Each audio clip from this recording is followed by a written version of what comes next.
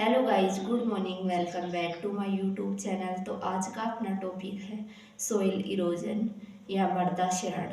अगर मेरी वीडियो पसंद आते हैं तो प्लीज़ लाइक, शेयर, सब्सक्राइब और कमेंट करें। सबसे पहले तो सोइल इरोजन किसे कहते हैं। सोइल के जो पार्टिकल होते हैं उनका हटकर एक स्थान से दूसरे स्थान पर चले जाना सोइल इरोजन कहलाता है।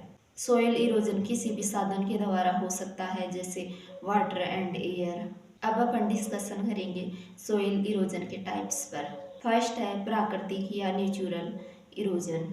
वनस्पति के द्वारा जो मृदा ढीली हो जाती है वो एक स्थान से दूसरे स्थान पर हवा और पानी के द्वारा चली जाती है, उसे ही प्राकृतिक इरोजन कहते हैं। इसे मनुष्य द्वारा रोकना असंभव है। सेकंड है त्वरित क्षरण। यह इरोजन मनुष्य क्रियाओं के द्वारा होता है, जैसे पशुओं को चराकर, जुताई करके, भूपरिष्करण करके, जिससे भूमि वनस्पति विहीन हो जाती है, जिससे मृदा कण ढीले हो जाते हैं और तेजी से इरोजन होता है। यह इरोजन सर्वाधिक नुकसानदायक होता है, लेकिन मनुष्य के द्वारा रोका जा सकता है। सोइल इरोजन दो शक्तियों के द्वारा होता है, वाटर एंड एयर। फर्स्ट है वाटर इरोजन या जल द्वारा क्षरण। वाटर के द्वारा मृदा कणों का एक स्थान से दूसरे स्थान पर जाना जल क्षरण कहलाता है। यह इरोजन सर्वाधिक वर्षा वाले क्षेत्र में होता है। भारत में सर्वाधिक मृदा क्षरण इसी शक्ति के द्वारा होता है।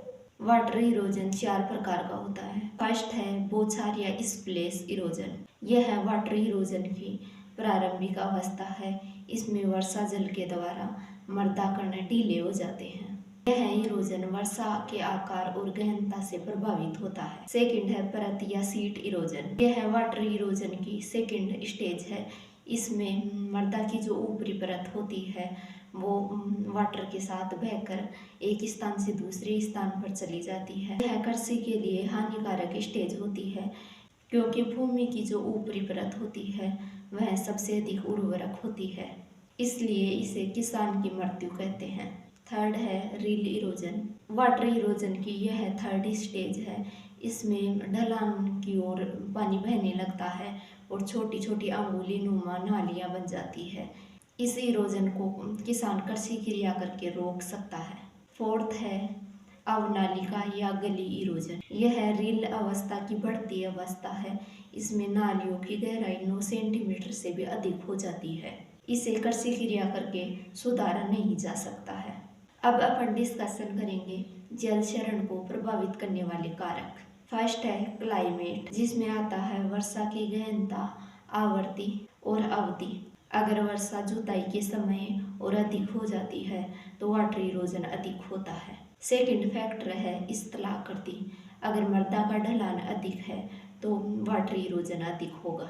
थर्ड है सोइल टाइप। अगर बलुई मृदा है तो उसमें वाटर क्षरण अधिक होगा और अगर कले मृदा है तो उसमें कम होगा। फोर्थ है वनस्पति।